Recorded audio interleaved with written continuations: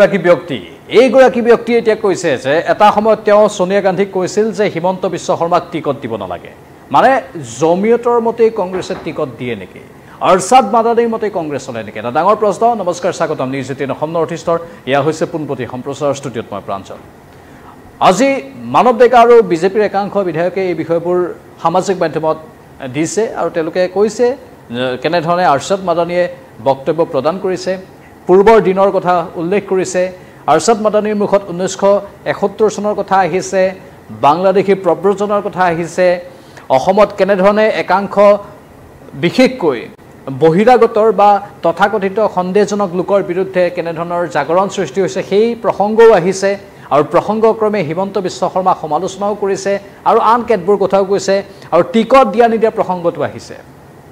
আৰছাদ মাদানীৰ কথাৰ আলম লৈ আমি এই পোনপটীয়া সম্প্ৰচাৰটো যিহেতু আনিছোঁ, আৰছাদ মাদানীয়ে কংগ্ৰেছৰ টিকট কাক দিব নিদিব ঠিক তেনেকুৱা ধৰণৰ এটা সুৰতে কথাখিনি ক'লে।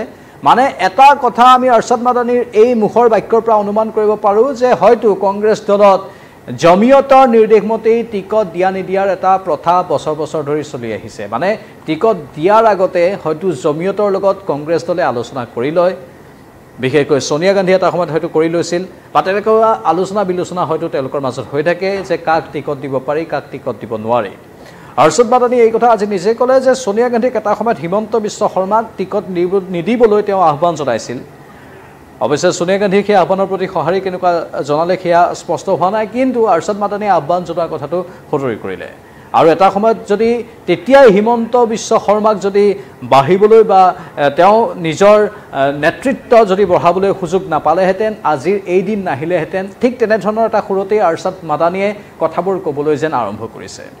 আৰছাদ মাদানীৰ এই কথাৰ সুৰ বহু ক্ষেত্ৰত বেলেগ ধৰণৰ আৰু আৰছাদ মাদানীয়ে এই কথাবোৰ এনেধৰণে আজি মুকলিকৈ সন্মুখত কোৱাটোৱে বহুকেইটা ইংগিত বহন কৰিছে। আমি শুনাই ল'ব বিচাৰিছোঁ আৰছাদ মাদানীয়ে কি ক'লে সকলোৰে সন্মুখত, এবাৰ শুনক। आज मसला है मिसाल के तरीके पर आसाम में मुसलमान की बर्बादी का। आसाम का चीफ मिनिस्टर उसने ये चाहा कि सारे हिंदुस्तान से अलग, चाहे वो दिल्ली की गवर्नमेंट हो चाहे आसाम की सूबाई गवर्नमेंट हो, सबने मिलकर ये तय किया है कि बांग्लादेश की जंग के बाद, मशरकी पाकिस्तान की जंग के बाद, जब इधर और उधर ठहराव आ गया और इंदिरा जी की पॉलिसी के मुताबिक कांग्रेस पाकिस्तान के टुकड़े हो गए, तो बैठ करके तय किया कि सारे हिंदुस्तान में हिंदुस्तानी होने की बुनियाद सबसे पहली मर्दमशुमारी सन 51 की होगी। लेकिन आसाम के अंदर यहाँ आसामी होने की बुनियाद सन 71 होगी।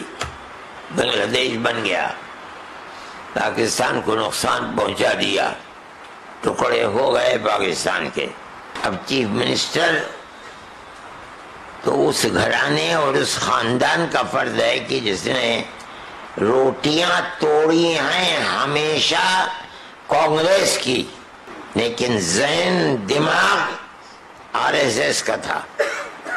हमने कहा सोनिया जी से कि आप इसको टिकट मत दीजिए, मैंने खत भेजा उनको, मगर उन्होंने नहीं माना और टिकट दे दिया। आज वही हेमंतो है जो कांग्रेस की उस पॉलिसी और दस्तूर के खिलाफ उसने आसाम में आग लगा रखी है। এটা সময় প্ৰসংগ এনেধৰণে আৰশাদ মাদানীয়ে উত্থাপন কৰিছে স্বাভাৱিকতে এই কথাবোৰক লৈ বিভিন্ন সৰব আলোচনা হৈছে প্ৰতিক্ৰিয়া হৈছে আৰু এটা সময়ৰ পাকিস্তান কেনেধৰণে বিভক্ত হৈছিল বাংলাদেশৰ কেনেধৰণে সৃষ্টি হৈছিল 1971 চনৰ প্ৰসংগ সেই কথাবোৰ আৰশাদ মাদানীৰ মুখত শুনিবলৈ পোৱা গৈছে এই সন্দৰ্ভত আমাৰ সদায় দৰ্শকসকলৰ মতামত কি আমাৰ কমেণ্ট বক্সত কমেণ্ট কৰি জনাব পাৰে বিশদ বিৱৰণী আৰু অধিক আনি থাকিম পৰৱৰ্তী সময়ত বিভিন্ন ধৰণৰ প্ৰতিক্ৰিয়াও যেহেতু আহিব সেই প্ৰতিক্ৰিয়াবোৰো আমি আপোনালোকক শুনাম বিদায় লৈছোঁ নমস্কাৰ